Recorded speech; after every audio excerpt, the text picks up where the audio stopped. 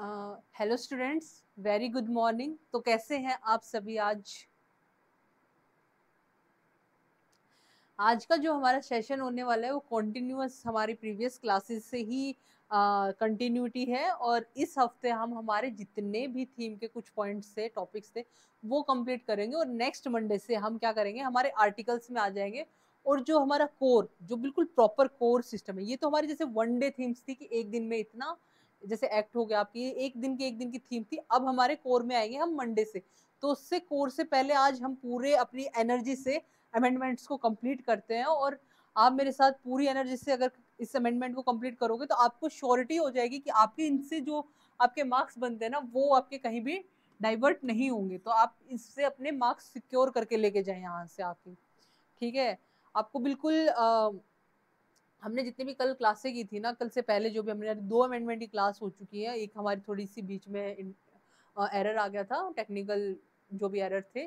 But आज जो हमारी क्लास होगी, कल जो हमारी क्लास थी, उसमें हमने काफी सारा इसका ना प्रोसेस कंप्लीट की थी। ठीक है, ये मैं आपको ना पहले क्यों बताती हूँ, ताकि आपको ना माइंड से अवेयर हो कि हम जो नेक्स्ट पढ़ने वाले हैं, हम क्या पढ़ने वाले हैं और पहले हम क्या पढ़ चुके हैं। अगर कोई बच्चा आज फर्स्ट टाइम आया सपोज दैट, तो वो ऐसे लीव ना करके जाए भी कल वाली मैंने देखी नहीं थी, आज का मैं क्या ही झंडे उखाड़ूंगा। तो ऐसा कुछ नहीं होता। जहां से जब से आप शुरुआत कर रहे हो ना, वहीं से आपकी शुरुआत हो जाती है।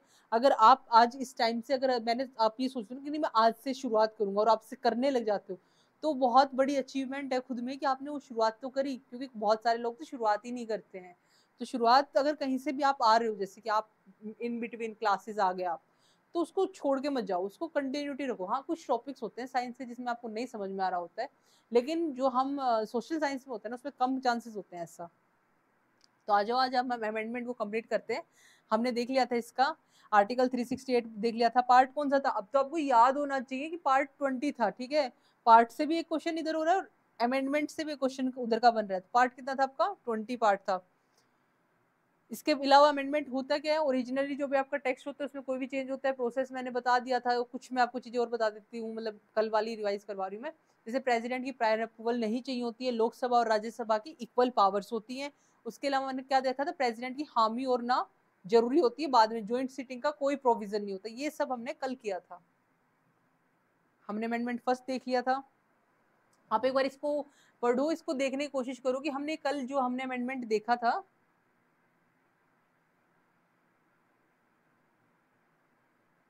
जो हमने कल अमेंडमेंट पढ़ा था, उसको एक बार रिवाइज करने की कोशिश करो कि हमने अमेंडमेंट 1 किया था, 7 किया था, 7 के बाद हमने कौन सा किया था, 7 के बाद हमने 10 किया था, 10 के बाद हमने 12 किया था, 14 किया था, 15 किया था और 24 तक हम कर चुके थे। तो उनको एक बार रिवाइज करो। अगर कल आपने मेरे साथ नोट्स बनाए होंगे तो आपको उसको याद होना चाहिए कि हमने कल क्या क्या किया था और आज हम उसको कैरी ऑन करेंगे।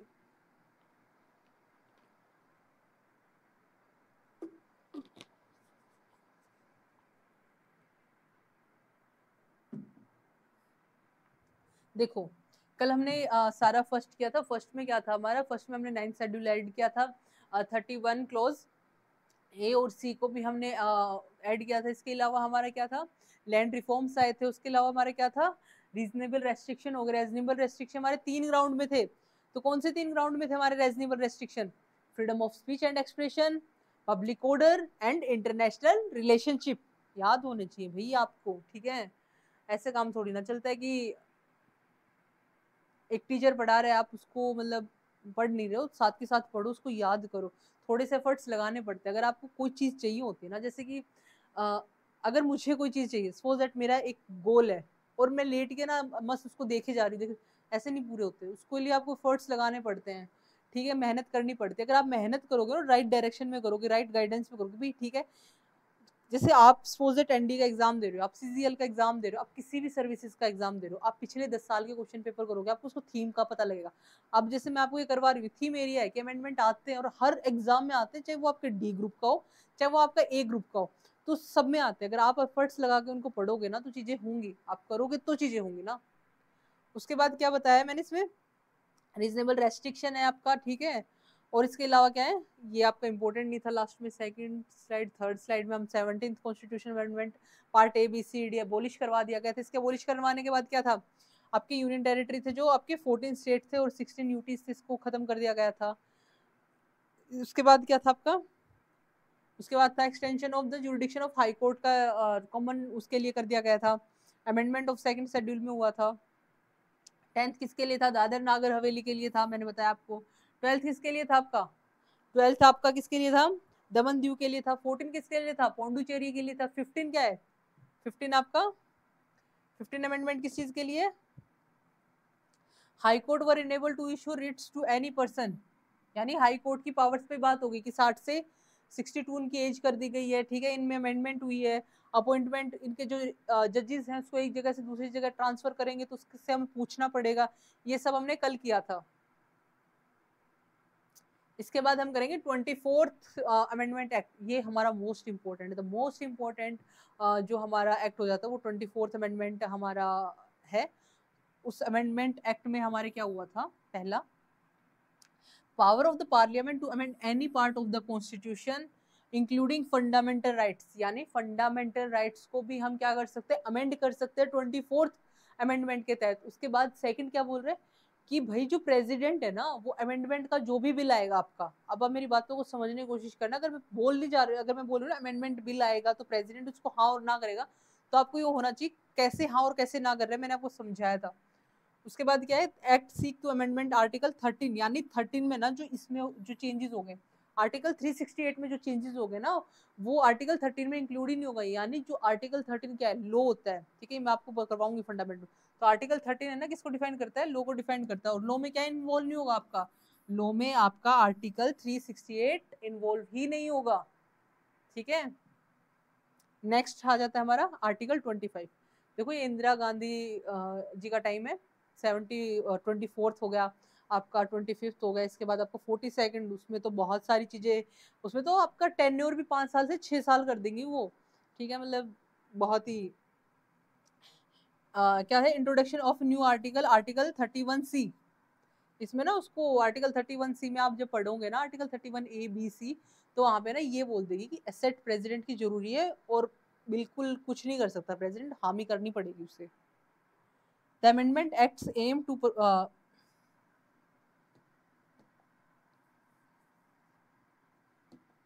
इसमें क्या है?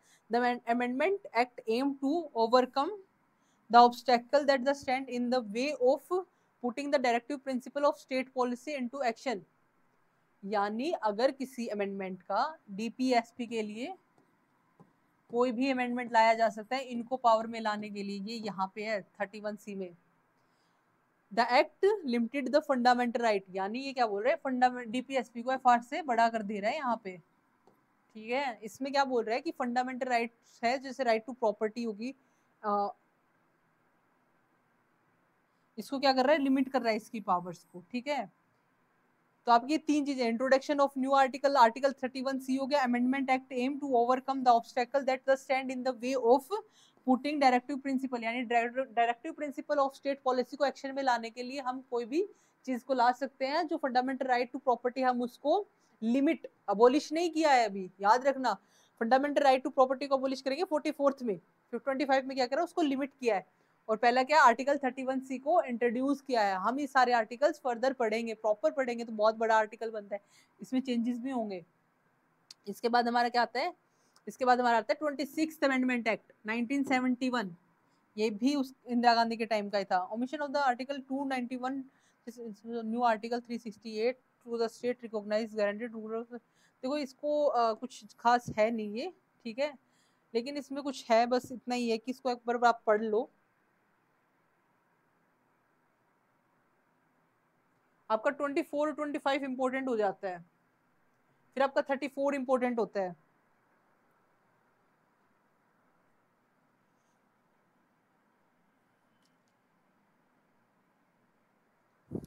आपके 34 अमेंडमेंट में क्या है? This amendment act propose to amend the 9th schedule to the constitution to include the revised ceiling laws.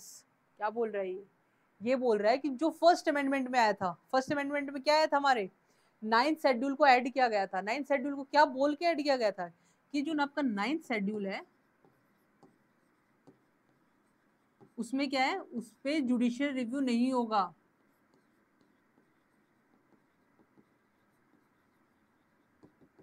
Judicial review नहीं होगा मतलब वो जुडिशियल रिव्यू यानी जो कानून प्रणाली है आपकी, सॉरी न्याय प्रणाली है, जो आपकी जुडिशरी है, वो कोई भी क्या नहीं कर सकती, इस पे कोई भी आपका कानून, मतलब इसमें जो भी कानून आएगा उस पर वो देख नहीं सकती है, वो कानून लागू ही होगा आपका, ठीक है।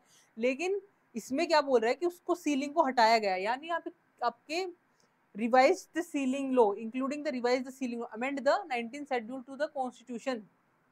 This act also include 20 more land tenures and land reforms to act various state in 9th schedule, मतलब बहुत सारी चीजें इसमें ऐड की गई थी 9th शेड्यूल में। इसके बाद आपका क्या आता है, अमेंड किया था इसने 9th शेड्यूल को to the constitutional to include the revised ceiling laws.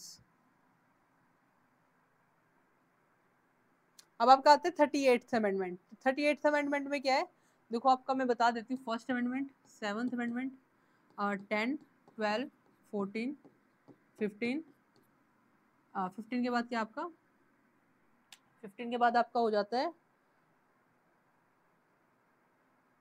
15 के बाद आपका हो जाता है 24, 25, 38, 34 है आई थिंक, इससे पहले हमने क्या पढ़ा था अभी, 34 और 38, ये जो हमारे अमेंडमेंट्स है ना, ये इंपॉर्टेंट हो जाते हैं। इसके बाद आपको कौन सा इंपॉर्टेंट होता है, 42nd, द मोस्ट इंपॉर्टेंट, बहुत बड़ा भी है ये, 44th अमेंडमेंट हो गया, फिर आपके 89th अमेंडमेंट हो गया, 69th अमेंडमेंट हो गया आपका, ठीक है। इसके अलावा आपका क्या है, इसके अलावा आपका 73rd amendment, sorry 93rd amendment हो गया आपका, आपका 101 अमेंडमेंट हो गया, आपका 103 हो गया, 102 हो गया, ये तो लेटेस्ट अमेंडमेंट है, 104 हो गया, 105 हो गया, ये इंपॉर्टेंट हो जाते हैं आपके। तो ये अमेंडमेंट है ना, इन सब में से क्वेश्चन बनता है आपका। 38th अमेंडमेंट क्या आता है, अमेंडमेंट आर्टिकल 123, 213, ये इन सब आर्टिकल्स में अमेंडमेंट हुआ था, ठीक है। इससे क्या, emergency was declared as non justiciable by the president of India, यानी जो इमरजेंसी अगर लगा रहे हैं हम, उसको जस्टिफाई नहीं किया जा सकता प्रेसिडेंट ऑफ इंडिया के थ्रू। ये इंदिरा गांधी जी का ही टाइम था, जिन्होंने एक टाइम पे 2 इमरजेंसी लगा रखी थी, उस टाइम में क्या बोल रहे, प्रेसिडेंट क्या नहीं कर सकता, जस्टिफाई नहीं कर सकता, भाई हमने बोल दिया ना कि इमरजेंसी लगानी तो लगानी है, इसको कोई कानून कुछ नहीं उसको जुडिशियल रिव्यू कर सकता। The proclamation of ordinance by the president, governor and administrator of union territory was made non justiciable. देख रहे हो आप कितना खतरनाक खेल चल रहा है, कि सब कुछ को नॉन जस्टिशिएबल, यानी जस्टिफाई नहीं कर सकते आप इसको, भाई मैं लगा रही हूँ, ऐसे बोल रही है कि भाई मैं प्राइम मिनिस्टर हूँ, अगर मैं बोल रही हूँ कि इमरजेंसी आएगी तो आएगी, ये कानून बनेगा तो बनेगा, मैं ये काम कर रही हूँ तो कर रही हूँ, इसको कोई कोई जुडिशरी, कोई कानून, कोई न्याय कुछ नहीं चेक कर सकता, मुझे सब कुछ नॉन जुडिशियबल कर दिया। empowerment of the president to declare different proclamation of the national emergency of different ground on simultaneously, यानी क्या बोलना चाह रही है यहाँ पे, ये बोलना चाह रही है ये जो एक्ट है कि मैं एक टाइम पे, अगर मैं चाहूँ हरियाणा में इमरजेंसी लगाना हरियाणा में लगेगी, ठीक है, मैं चाहूँ यूपी में लगाना यूपी में लगेगी, मैं चाहूँ पूरे भारत में एक साथ लगेगी वो भी लगेगी, और मैं चाहूँ उसके अलावा मैं एक्स्ट्रा इमरजेंसी, मतलब मैं कैसी भी इमरजेंसी इंक्लूड कर सकती हूँ। देखो कितना डार्क अमेंडमेंट, आप इसको फिर से एक बार देखने की कोशिश करो कि कितनी, मतलब हम सिर्फ रट जाते हैं, अगर आप इसकी हिस्ट्री में जाके देखोगे कि हमारी हिस्ट्री में आर्टिकल्स के साथ उनके साथ कितना सब कुछ हुआ था।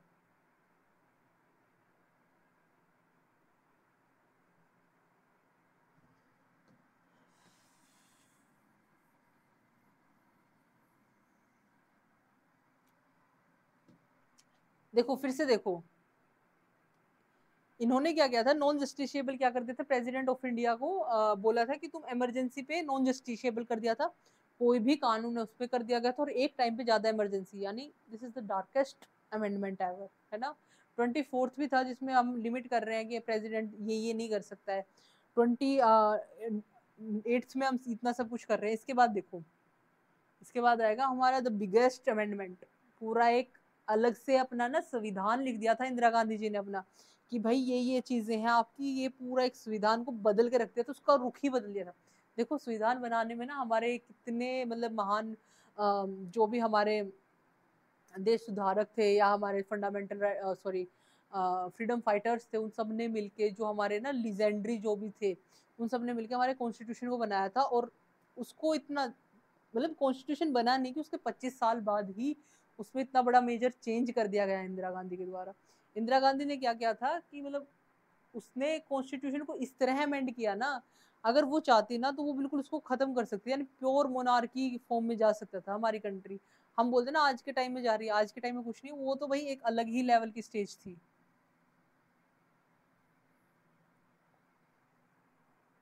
देखो, 3 new words were added in 42nd amendment act.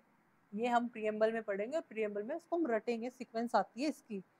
कौन कौन से थे? सोशलिस्ट, सेक्युलर और इंटीग्रिटी। कितने 3 वर्ड थे? Socialist, secular, integrated were added in preamble. ये 3 वर्ड आपको याद होने चाहिए। कौन से 3 वर्ड है? मेरे साथ बोलो। सोशलिस्ट, सोशलिस्ट, सेकंड क्या है हमारा? सेक्युलर। तीसरा वर्ड क्या है हमारा? तीसरा वर्ड है हमारा इंटीग्रिटी।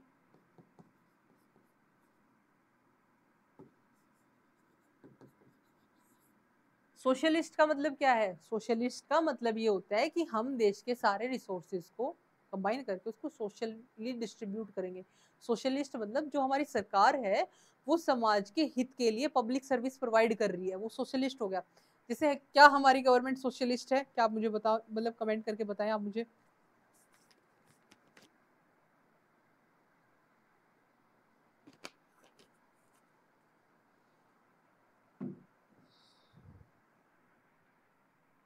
सोशलिस्ट का मतलब क्या है? सोशलिस्ट का मतलब ये है कि हमारी सरकार हमें रिसोर्सेज प्रोवाइड कर रही है। सेक्युलर का मतलब क्या होता है? सेक्युलर का मतलब होता है कि हमारे कोई भी एक रिलीजन सुप्रीम नहीं है। देखो इसके पीछे भी एक कहानी है। क्या ये चीजें हमारे जब संविधान में भीमराव अंबेडकर जी हैं, उन्होंने जब हमारा संविधान बनाया था, वो ड्राफ्टिंग कमेटी के मेंबर रहे थे, क्या उनको नहीं लगता था ये चीजें उनको ऐड करनी चाहिए थी? उन्होंने ये चीजें ऐड कर रखी थी, बट शब्द नहीं ऐड कर रखे थे ये। उनका जो मतलब था, जैसे हमारे राइट टू रिलीजन है, आप अपने 25, 26, 27 आर्टिकल जब पढ़ोगे तो आपको ये फील आएगा उसमें कि वो सेक्युलर तो ऑलरेडी है, शब्द नहीं लिख रखा था लेकिन सेक्युलर मीन्स तो था उसका। सोशलिस्ट देखो हमारे आर्टिकल 39 था, 39 ABCD है, ठीक है, मोनोपोली नहीं होने देंगे, इक्वल रिसोर्सेज को डिस्ट्रीब्यूट करेंगे, ये क्या है? ये सोशलिस्ट ही है। शब्द मेंशन नहीं था लेकिन मतलब तो उसका मेंशन था ना। जरूरी है कि शब्द से ही आपके वो सोशलिस्ट सेक्युलर बने? ये मतलब ये लोगों का मानना है, ये कई थिंकर्स का या कई हिस्टोरियंस का पर्सपेक्टिव है कि ये पॉलिटिकल पॉइंट ऑफ व्यू से ऐड किए गए हैं।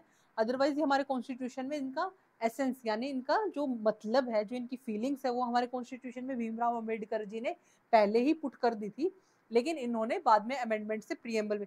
और इसका एक इंपॉर्टेंट और मैं बता देती हूँ कि ये पहला और आखिरी, जो पहला और आखिरी अभी तक का प्रीएम्बल में जो अमेंडमेंट हुआ वही है, तो याद रखना बहुत इंपॉर्टेंट हो जाता है। 42 क्या है? Socialist, secular, integrity. 42 से क्या कहता है किसमें? प्रीएम्बल में। यहाँ पे लिखा है प्रीएम्बल में। उसके बाद क्या? Fundamental duties were added by the citizens, new part 4A। इसमें हमारी 3 चीजें होती हैं, हमने पढ़ चुके हैं, अब आप मेरे साथ इसको रिवाइज किया करो। फंडामेंटल ड्यूटीज हमने किससे ली थी? यूएसएसआर से ली थी। ये मैंने आपको उस टाइम थोड़ा सा मिसिंग हो गया था हमारा। फंडामेंटल ड्यूटीज किससे की थी? हमने यूएसएसआर से ली थी, आपको पता होना चाहिए। अब किस पार्ट में आती है? पार्ट 4A में आती है, ठीक है। और फंडामेंटल ड्यूटीज क्या हमारे ओरिजिनली थी? नहीं। फंडामेंटल ड्यूटी हमारी कब आई है? फंडामेंटल ड्यूटीज आई है हमारी 42nd अमेंडमेंट से, ठीक है। इसके बाद क्या है? फंडामेंटल ड्यूटीज में क्या आएगा उसकी मैं ट्रिक है कि भाई पहले में आपका आता है कि रिस्पेक्ट करो, सेकंड में आता है कि आप गांधी नॉर्म्स को फॉलो करो, थर्ड में नेशनल फ्लैग की रिस्पेक्ट करो, ठीक है। हमारी जो ग्रीनरी है, नेचर है, इन्वायरमेंट है, हमारी एजुकेशन है, हमारी जो हेरिटेज साइट है, वो सब मैं आपको करवाऊंगी फंडामेंटल ड्यूटी पे। हमारा एक दिन अलग से होगा। फिर president shell act according with in the advice of the council of ministers in discharge of the function of under article 74। क्या बोल रहा है कि प्रेसिडेंट शेल एक्ट अकॉर्डेंस, जो प्रेसिडेंट है उसको अकॉर्डेंस किसके अकॉर्डिंग? काउंसिल ऑफ मिनिस्टर्स, यानी जो आपके काउंसिल ऑफ मिनिस्टर्स होते हैं उनके अकॉर्डिंग क्या करना पड़ेगा? एक्ट करना पड़ेगा। जो ये बोलेंगे वो प्रेसिडेंट को करना पड़ेगा। किसमें? आप देख रहे हो लगातार प्रेसिडेंट की पावर्स को क्या करा जा रहा है? बिल्कुल खत्म किया जा रहा है। जैसे ब्रिटेन में होता है ना कि प्रेसिडेंट क्वीन है उसको सिर्फ साइन करने के लिए बिठा रखा, वही हमारे यहाँ पे सिर्फ साइन, पपेट तो पहले ही है, उसको और पपेट यानी बिल्कुल नाम नाम का करने के लिए उससे सारे चेंज किए थे उस टाइम में। इसके बाद क्या है? Provide provision for the administrative tribunals and tribunals for the other matter added article किसमें 14A, ये 4A था, ये 14A था। तो जो 14A में क्या बोल रहा है, 14A में बोल रहा है कि ट्रिब्यूनल्स हमारे, याद करो पार्ट 14A में था, ट्रिब्यूनल्स हमारा 14A पार्ट में था। और ट्रिब्यूनल्स में क्या था, ट्रिब्यूनल्स वो होते हैं जो जुडिशरी यानी न्याय प्रणाली का आपका काम आसान करते हैं। ट्रिब्यूनल्स में कौन जाता है, एक तो सारे मैटर्स जाएंगे, एक एडमिनिस्ट्रेटिव मैटर यानी जैसे यूपीएससी में आपके आईएएस आईपीएस होते हैं, उनके अगर कोई भी ऐसी वाद विवाद होता है तो किससे डील करेगा, जैसे उनका ट्रांसफर का कोई वाद विवाद होता है, उसका कोई और अलग मैटर होता है,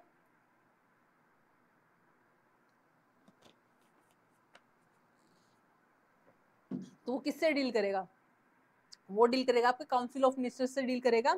the discharge of the function, sorry, other matters. तो ट्रिब्यूनल्स भी किसमें आए थे, इसमें ऐड हुए थे। मैं आपको ना एक रफ पेज पे एक पॉइंट में लिखाऊंगी कि 3 वर्ड्स ऐड हुए थे, ठीक है। प्रेसिडेंट को accordance with council of minister काम करना पड़ेगा। आपका part 4A fundamental duties add हुआ था, आपका 14A आपका ट्रिब्यूनल्स ऐड हुआ था, ठीक है। इसके अलावा जैसे कुछ याद ना हो ना, तो यहाँ से 4 से 4 का फंडामेंटल ड्यूटीज, 4 से 14 का आप ये याद कर सकते हो।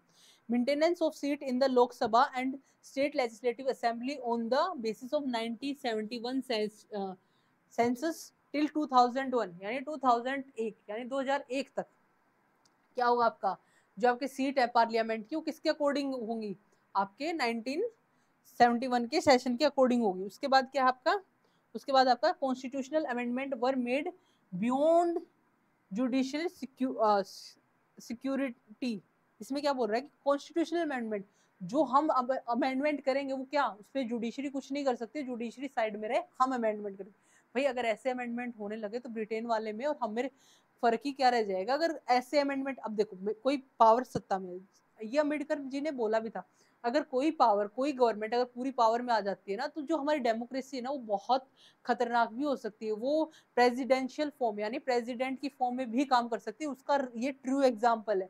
जब एक सरकार बहुत ज्यादा बहुमत के साथ आती है ना, तो वो क्या कर सकती है, वो प्राइम मिनिस्ट्रियल नहीं प्रेसिडेंशियल फॉर्म ऑफ गवर्नमेंट की तरह एक्ट करती है।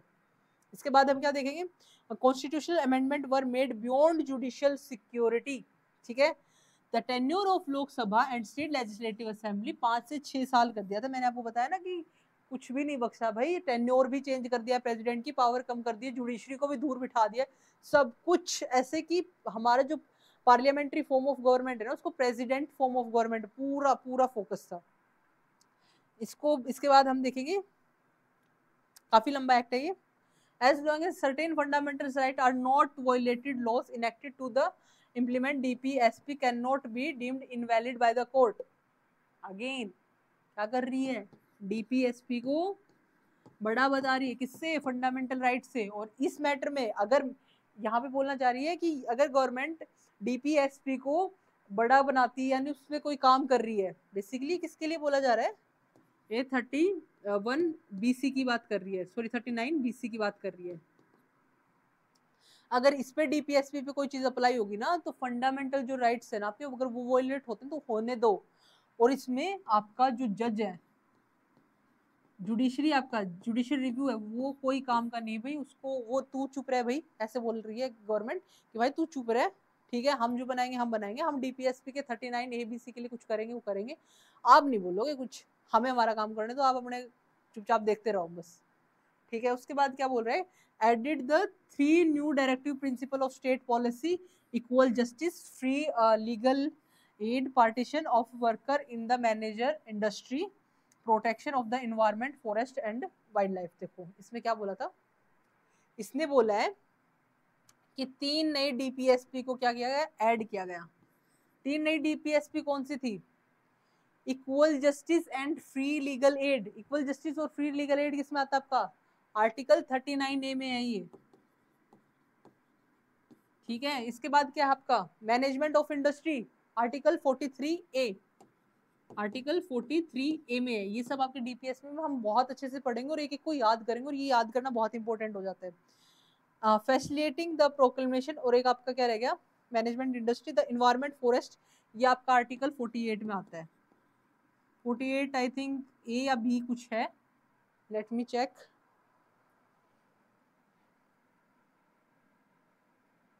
ये हम डीपीएस में करेंगे कि ये किस में आता है, ये जो वाइल्ड लाइफ 448 है, ये भी हम कल मैं आपको चेक करके बताऊंगी। Facilitating the proclamation of the national emergency in part of the territory of India, यानी किसी भी पार्ट में नेशनल इमरजेंसी लग सकती है। उसके बाद क्या है, extension of the one time duration of the president rule in a state from 6 month to 1 year. यानी पहले क्या था कि 6 महीने तक का जो टाइम पीरियड था प्रेसिडेंट रूल का किसी भी स्टेट में, अब उसको एक्सटेंड कर सकते हैं। प्रेसिडेंट रूल से आप क्या समझते हैं, प्रेसिडेंट रूल से क्या होता है कि एक स्टेट में ना गवर्नमेंट ने क्या किया, जैसे राज्य काम नहीं कर रहा अपना अच्छे से, राज्य सरकार सिर्फ बैठी हुई है, तो राज्य सरकार काम नहीं कर रही है तो क्या करेगा, सेंटर उसको अपने कंट्रोल में ले लेगा। प्रेसिडेंट रूल यानी प्रेसिडेंट का यहाँ पे रूल हो जाएगा। अब जब प्रेसिडेंट का यहाँ पे आपके स्टेट पे रूल हो गया है, तो यहाँ पे प्रेसिडेंट के कानून चलेंगे। जब प्रेसिडेंट के कानून चलेंगे ना, उसको 6 मंथ से ज्यादा 1 साल पे कर दिया इसने। यानी सब ऐसा कि पार्लियामेंट्री फॉर्म ऑफ गवर्नमेंट को प्रेसिडेंशियली फॉर्म ऑफ गवर्नमेंट में चेंज कर रही है। अब प्रेसिडेंट फॉर्म ऑफ गवर्नमेंट और पार्लियामेंट फॉर्म ऑफ गवर्नमेंट से पता है, समझते हो कुछ क्या होते हैं? एक दो लाइन में आपको बताना चाहूंगी, इस एक्ट के बाद बताती हूँ आपको। ये 5 सब्जेक्ट्स इंक्लूडिंग एजुकेशन हो गया आपका, फॉरेस्ट हो गया, वाइल्ड एनिमल हो गया, बर्ड प्रोटेक्शन हो गया, वेट एंड मेजरमेंट हो गया, ठीक है, और administration of the justice and constitution are organised all courts side from the supreme court. देखो ये क्या बोल रहा है, ये बोल रहा है कि 5 सब्जेक्ट, यहाँ पे ना बहुत ज्यादा वो होगी आपकी मैचअप होगी चीजें, इसको मैं अलग से पॉइंट में अभी अभी लिखवाऊंगी आपको कि 5 चीजें याद कर लो मेरे साथ। पहला एजुकेशन, दूसरा फोर्स सॉरी पहला एजुकेशन, दूसरा फॉरेस्ट, तीसरा वाइल्ड एनिमल, चौथा bird protection and weights sorry फिर से देखते हैं। पहला एजुकेशन, दूसरा फॉरेस्ट, तीसरा हमारा क्या है, तीसरा वाइल्ड लाइफ एंड बर्ड्स, चौथा क्या हमारा वेट एंड मेजरमेंट, और पांचवा क्या हमारा, पांचवा है हमारा एडमिनिस्ट्रेशन ऑफ जस्टिस। ये 5 सब्जेक्ट हैं, ये 5 सब्जेक्ट हमारे किस में हुए हैं, ये 5 सब्जेक्ट हमने किस में किए हैं, किस लिस्ट में, स्टेट लिस्ट से हमें कंकरेंट लिस्ट में डालने हैं। ये भी देखो आप सेंटर की तरफ देख रहे हैं कि मैंने आपको बताया था 3 लिस्ट होती हैं।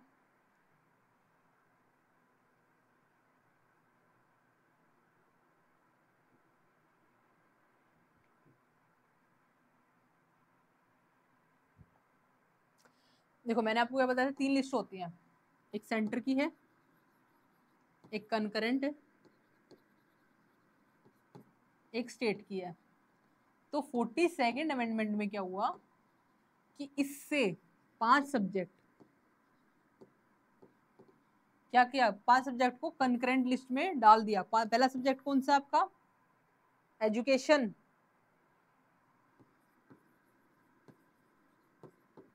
सेकंड सब्जेक्ट कौन सा आपका, सेकंड सब्जेक्ट है आपका फॉरेस्ट, थर्ड सब्जेक्ट क्या आपका वाइल्ड लाइफ, ये अलग अलग है, वाइल्ड लाइफ एंड बर्ड्स का कुछ है। फिफ्थ क्या आपका, फिफ्थ कौन सा सब्जेक्ट आपका, वेट एंड मेजरमेंट।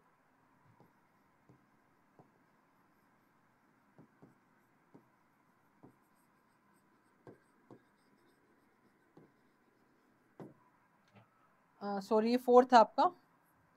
फिफ्थ क्या है आपका, एजुकेशन हो गया, फॉरेस्ट हो गया, वाइल्ड लाइफ हो गया, वेट एंड मेजरमेंट हो गया,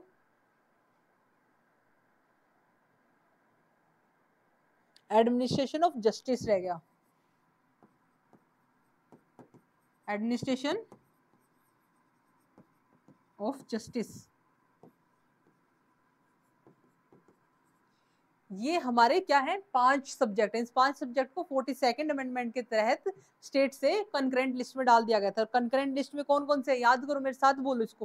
पहला आपका, ये बहुत इंपॉर्टेंट है, ये सच में आपके जैसे एनडीए में आ जाते हैं, इनकी जगह ना कोई 2 सब्जेक्ट दे देंगे, जैसे फॉरेस्ट की जगह उन्होंने दे दिया एग्रीकल्चर। आप सोचोगे फॉरेस्ट और एग्रीकल्चर, जैसे मैंने कुछ पढ़ा था तो आप एग्रीकल्चर पे ठीक कर जाओगे, लेकिन आपका गलत हो जाएगा। तो 5 सब्जेक्ट की रट लो बिल्कुल, हर एक एग्जाम में आते हैं, एजुकेशन, फॉरेस्ट, वाइल्ड लाइफ और आपका weight and measurement, administration of justice. ये 5 सब्जेक्ट जो है आपके, ये पांचों सब्जेक्ट क्या है, चेंज कर दिए गए हैं। एक पॉइंट तो ये है आपका, ठीक है, 42nd में। सेकंड क्या है हमारा,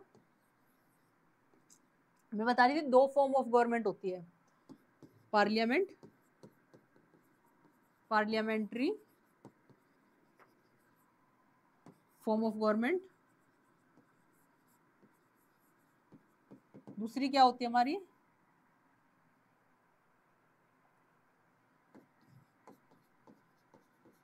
पहले क्या है, पार्लियामेंट्री फॉर्म ऑफ गवर्नमेंट। दूसरी क्या है हमारी, प्रेसिडेंट फॉर्म ऑफ गवर्नमेंट। ये टाइप ऑफ गवर्नमेंट है दो।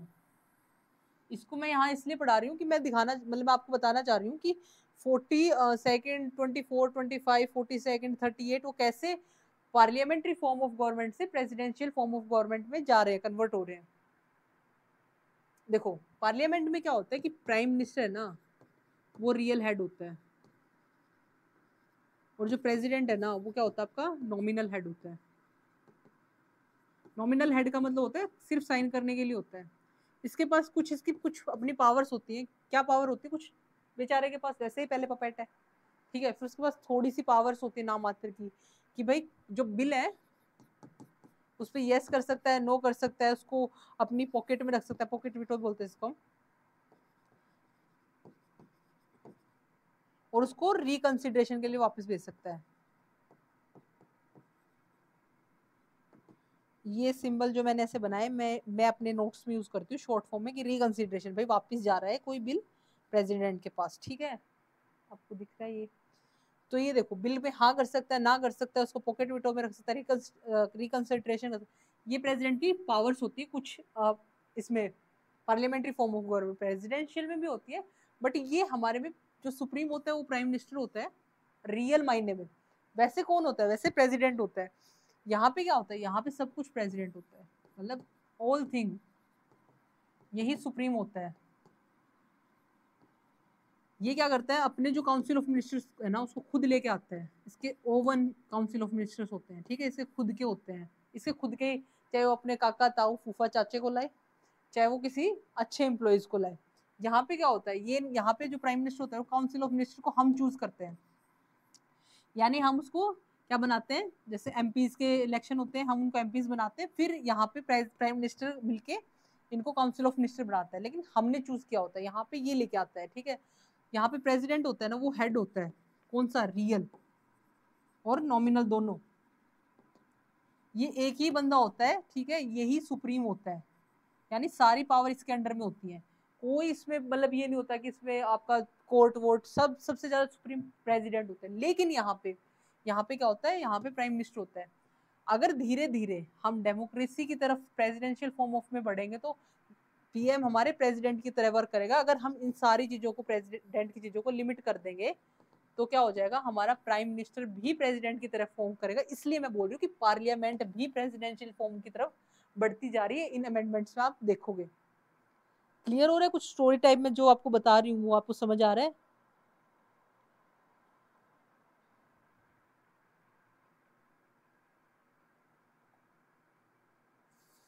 आप इसमें कमेंट लीव करके कल की क्लास में और आज की क्लास में जो भी आपको डाउट हो उस पर आप कमेंट लीव कर दो, मैं उसको एड्रेस करूंगी प्रॉपर, ठीक है, चाहे मुझे नेक्स्ट क्लास में उसको एड्रेस करना पड़े।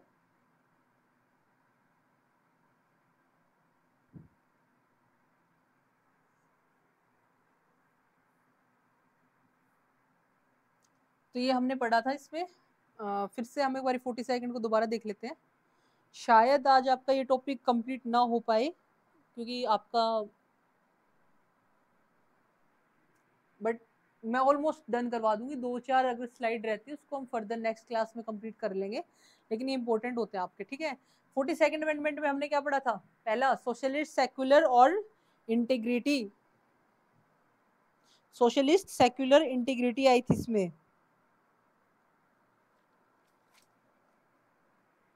देखो मैं इसको आपको लिखवा देती हूँ 42nd में जो जो इंपॉर्टेंट था।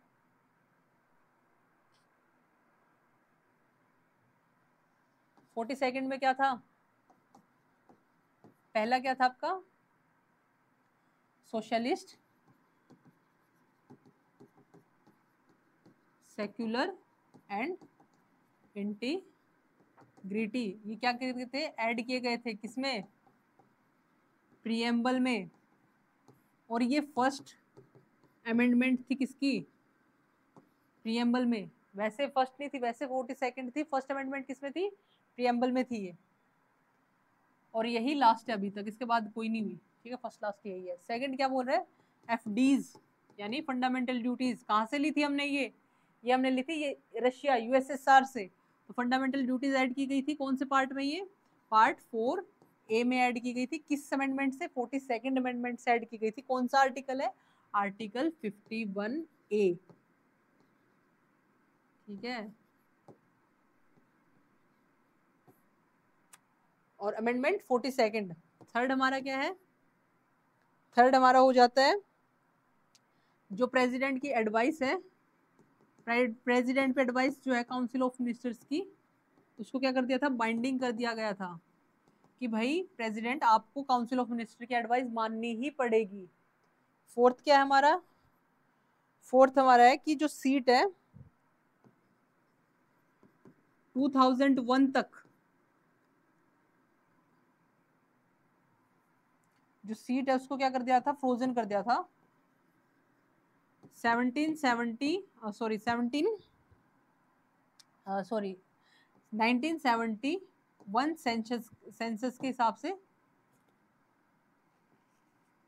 कब तक? टिल 2001 तक। फिफ्थ क्या है हमारा? फिफ्थ में हमारा ट्रिब्यूनल सेटअप किए थे।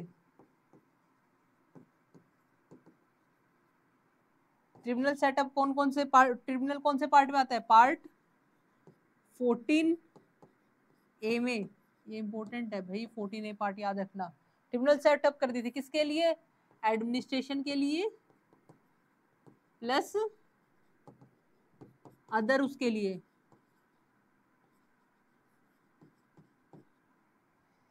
सिक्स्थ क्या है हमारा?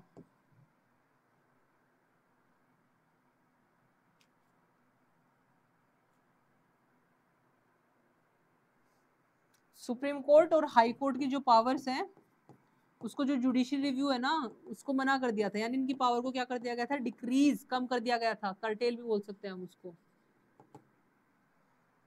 इसको आप लिख लो एक लाइन में, मैंने आपको स्लाइड दी है उस स्लाइड से भी आप कर सकते हो, ठीक है। तो आपके कितने हो गए? 6 पॉइंट ये हो गए। आप एक बार इनको देखो।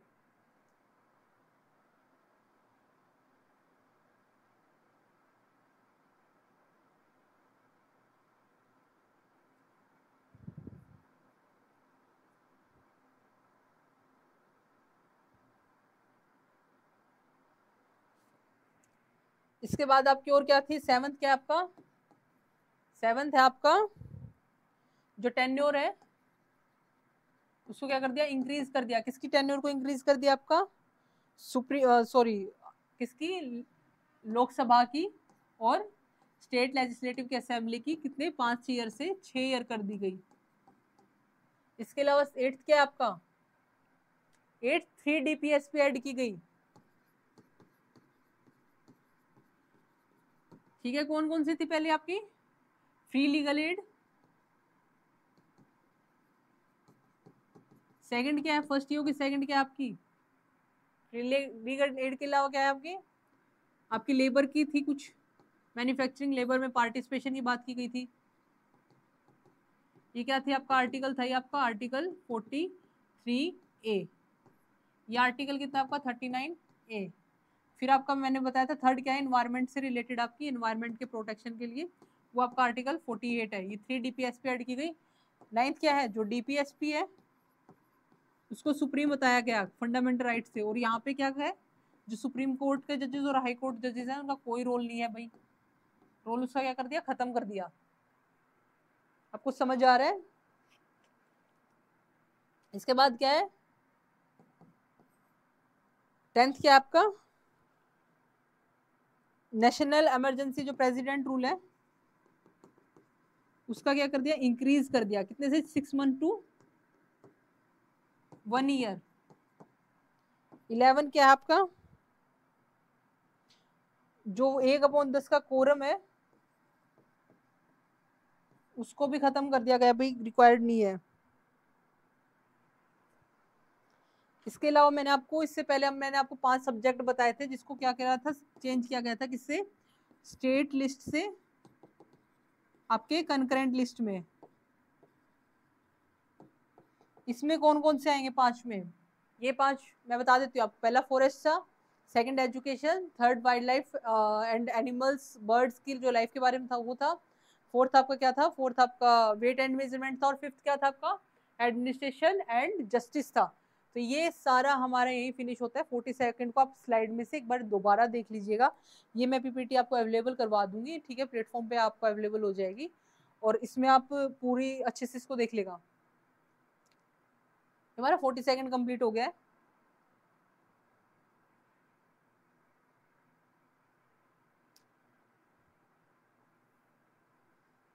इसको मिनी कॉन्स्टिट्यूशन कौन से अमेंडमेंट को बोलते हैं? वन लाइन में अगर ये क्वेश्चन आ जाए कि मिनी कॉन्स्टिट्यूशन किसको बोलते हैं, तो 42nd अमेंडमेंट को बोलते हैं हम मिनी कॉन्स्टिट्यूशन।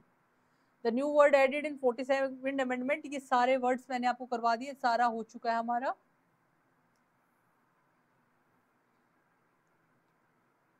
इसके बाद हमारा ये सारा मैंने आपको करवा दिया है। इसके बाद आता है हमारा 44th अमेंडमेंट एक्ट 1978। ये जो भी अभी तक जितने भी हमारे स्टेप्स हुए हैं उनको ठीक करेगा 44th अमेंडमेंट एक्ट, ठीक है। अब 44th हम आप थोड़ी सी और एनर्जी को एनहेंस करें, क्योंकि 44th भी हमारा बहुत इंपॉर्टेंट हो जाता है। 44th में हम क्या करेंगे, 44th में जो चेंजेस आए हैं उनको हम ठीक करेंगे, ठीक है। तो 44th तक आज हम करते हैं। इसके बाद आपकी कितनी स्लाइड रह जाती हैं? ओके, इट्स क्वाइट बिट थोड़ा सा लेंथी टॉपिक है, इसको हम कल की क्लास में कंटिन्यू करेंगे। अभी हम जाना मत, अभी हम करेंगे 44th अमेंडमेंट एक्ट, ठीक है। ये 44th तक आज हम करते हैं कंप्लीट इसको, उसके बाद हम कैरी ऑन करेंगे अपना नेक्स्ट टॉपिक। देखो, अगर आप मेरे साथ अभी तक है ना बने हुए हो और आपने अभी तक मेरे साथ पढ़ा होगा तो आप काफी कुछ रिलेट कर सकते हो, ठीक है। रट्टाफिकेशन ओनली एक थिंग नहीं होती, आप उसको समझो भी, चीजों को आप समझोगे तो आपको ना इंटरेस्ट भी डेवलप होता है। देखो, आप जो आपकी दादा की पीढ़ी है, ठीक है, उसको आपसे ज्यादा नॉलेज होती है किसी गवर्नमेंट की और इन सब की, लेकिन आप देखोगे कि आपके पेरेंट्स से है ना, अगर आपके पेरेंट्स की नॉलेज आपसे ज्यादा है इस फील्ड में, तो आपको पहली बात पढ़ने का कोई मतलब ही नहीं बनता है। दूसरी बात, इंटरेस्ट लेके पढ़ा करो यार, कि भाई मेरे को पता होना चाहिए कि मेरे इर्द गिर्द क्या हो रहा है। आपको पता है कि आप वोट देने जा रहे हो, आपको ये नहीं पता है कि आप किसकी वोट दे रहे हो, उसके पास क्या पावर है। अगर आपको सच में एजुकेशन में अगर आपको ये पता लग जाएगा भाई मेरी ये पावर है, मैं ये कर सकता हूँ, there is no one to beat you, कोई नहीं है आपको, फिर आप सबसे सुप्रीम हो। जब आप देखो क्या होता है, we the people of India बोल के हमने कॉन्स्टिट्यूशन को लिखा है। अगर रियल सेंस में अगर हमारे अंदर इतनी यूनिटी हो जाए ना कि we the people of India, हम पीपल है इंडिया के, हमारे ही सारे जो कर्मचारी हैं, जैसे कल को अगर आप भी कुछ बनते हो तो आप भी लोगों के कर्मचारी बनते हो, अगर ये बात अगर सच में समझ में आ जाए ना तो चीजें बदल जाएंगी। हमारा भारत आज जैसा है वैसा नहीं रहा। आपने देखा होगा विनेश फोगाट का अभी एग्जाम्पल देखा होगा, वो अनफॉर्चुनेटली 100 ग्राम उनका एक्स्ट्रा वेट मिला था जिससे वो डिस्क्वालीफाई होगी। ये हमारे लिए मतलब बहुत ही दुखद घटना है, लेकिन उसके बावजूद भी मैं बताती हूँ कि वो जीत गई है। मतलब उन्होंने उस चैंपियन को हराया जो आज तक कभी हारी नहीं, जापान की जो भी चैंपियन है उनको उन्होंने हराया है, जो कि अपने आप में बहुत बड़ी अचीवमेंट है और भारत के लिए बहुत प्राउड की बात है, ठीक है। वो जीत गई हैं हार कर भी, मतलब इसे रियल जीत बोलते कि दिलों में छा गई है वो। लेकिन फिर से जैसे ऐसे होता है ना कि घायल शेरनी की तरह वो लड़ी और वो फिर से आएंगी दोबारा, मतलब वो फील्ड में आएंगे तो वो फिर से इससे भी ऊपर लेवल तक जाएंगे। तो जो ये मैं आपको बता रही हूँ, अगर हमें पता होता है ना हमारी पावर्स क्या है। आपने देखा था दिल्ली में क्या हुआ था कुछ 8 महीने के आसपास, ठीक है। ब्रिजभूषण जो खेल मंत्री थे उस टाइम के, उन पे उन्होंने ना हरासमेंट के वो लगाए थे। देखो ये गेम में ना ये चीज है, हमारे इंडिया में ये चीज बहुत है। हमारे इंडिया में ना देखोगे आप है ना बहुत अनइक्वालिटी है। आप जब रूट लेवल पे जाते हो ना, जैसे आप कह देते हो नहीं नहीं हमारे तो लड़कियां पढ़ती हैं, बट आप जब रियल सेंस में जाओगे, पढ़ी लिखी लड़कियां पढ़ के क्या करती हैं, घर का ही काम कर रहे होते हैं। आप देखोगे ना दिल्ली में ना जैसे सरकारी स्कूल है उनमें लड़कियां बहुत पढ़ने जाती हैं, यहाँ भी सरकारी स्कूल में लड़कियां जाती हैं। क्यों जाती है? क्योंकि प्राइवेट स्कूल में लड़के जा रहे होते हैं। ये फैक्ट है हमारे डीप सोसाइटी का। मतलब है हम कह देते हैं हमने लड़की को पूरी आजादी दे रखी है, पति कहता है कि भाई मैं अपनी वाइफ को पूरी आजादी दूंगा। भाई देखो तुम होते कौन हो देने वाले? हमारी खुद की एक मतलब इंटीग्रिटी है, हमारी खुद की एक लाइफ है, ठीक है।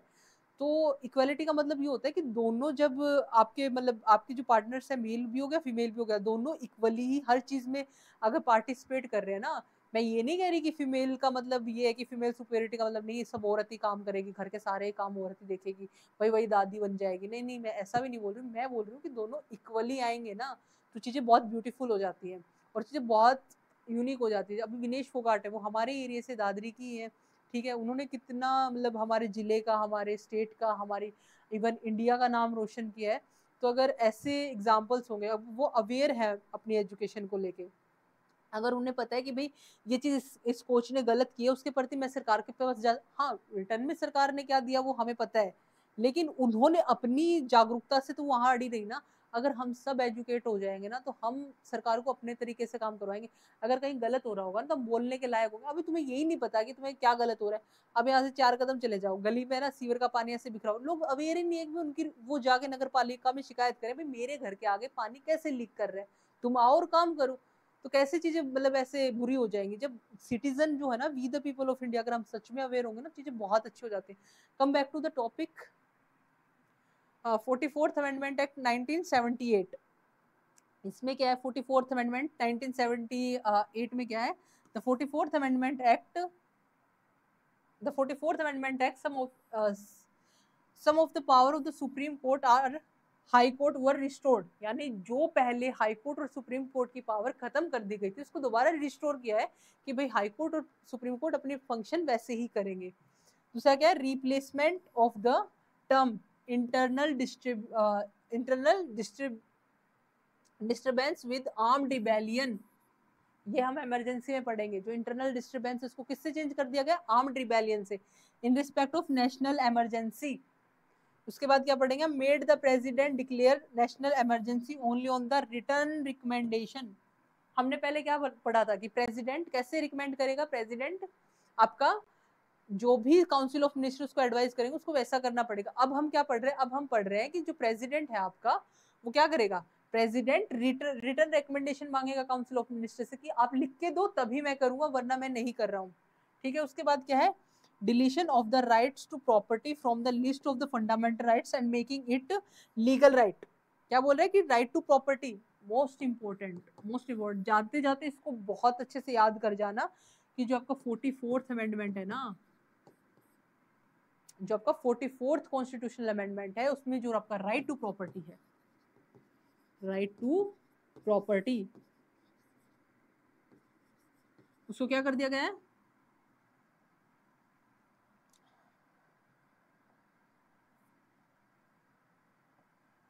राइट टू प्रॉपर्टी को क्या कर दिया गया है? राइट टू प्रॉपर्टी जो अब आपकी है वो फंडामेंटल राइट नहीं है, उसको उसमें से हटा दिया गया। तो अब ये फंडामेंटल राइट नहीं रही है, अब ये क्या है? लीगल राइट है। लीगल राइट मैंने आपको उसमें बताया था पार्ट्स में, कौन सा लीगल राइट है?